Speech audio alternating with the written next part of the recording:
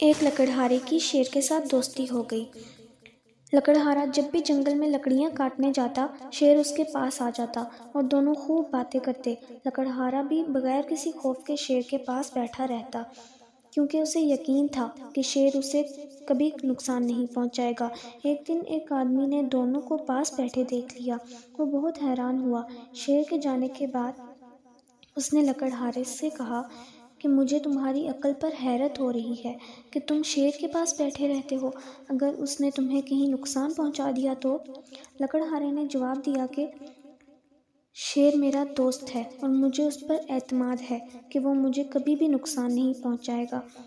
اس آدمی نے کہا کہ مان لیا تمہارا دوست ہے، لیکن یہ بھی تو دیکھو کہ وہ ایک درندہ ہے اور تم درندے پر کیسے اعتبار کر سکتے ہو؟ اس کو جب کہیں اور سے خوراک نہ ملی تو وہ تم پر بھی حملہ کر کے تمہیں اپنی خوراک بنا سکتا ہے۔ لکڑہارے نے کہا کہ بات تو تمہاری ٹھیک ہے اور وہ ایک خونخوار درندہ ہے، چلو میں آئندہ سے احتیاط کروں گا۔ اتفاق سے لکڑہارے کی یہ بات شیر نے بھی سن لی۔ اسے بہت دکھ ہوا۔ اگلے دن جب وہ لکڑہارے سے ملا تو اسے کہا کہ میری کمر پر کلہاڑی کا ایک وار کرو۔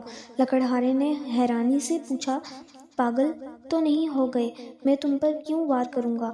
لیکن شیر ضد کرتا رہا کہ نہیں، مجھ پر ایک وار کرو۔ مجبوراً لکڑہارے نے اس کی کمر پر کلہاڑی سے وار کر دیا۔ شیر کو کافی گہرا زخم آیا، لیکن وہ خاموشی سے وہاں سے چلا گیا۔ اس واقعے کے بعد بھی شیر اسی طرح لکڑہارے سے ملتا رہا اور اس کا زخم بھی آہستہ آہستہ بھرتا رہا۔ جب زخم بالکل بھر گیا اور نشان بھی ختم ہو گیا تو اس نے لکڑہارے سے کہا کہ دیکھو، تم نے اپنے کلہاڑے سے مجھے جو زخم لگایا تھا وہ بالکل بھر گیا ہے، اس کا نشان بھی باقی نہیں رہا، لیکن تم نے اس دن مجھے درندہ کہہ کر اور میری دوستی پر شک کر کے اپنی زبان سے جو زخم لگایا تھا وہ آج بھی تازہ ہے۔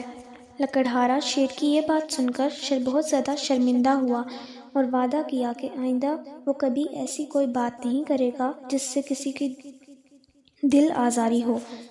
آج ہم لوگ بھی اپنا محاسبہ کرتے ہیں کہ ہم نے اپنی زبان سے کتنے لوگوں کو تکلیف پہنچائی، کتنے لوگوں کا دل دکھایا اور کتنے لوگوں کو ذلیل کیا۔ ہم تو کہہ کر بھول جاتے ہیں، لیکن بعض دفعہ ہمارے کہے ہوئے چند الفاظ کسی کی زندگی تباہ کرنے کے لیے کافی ہوتے ہیں۔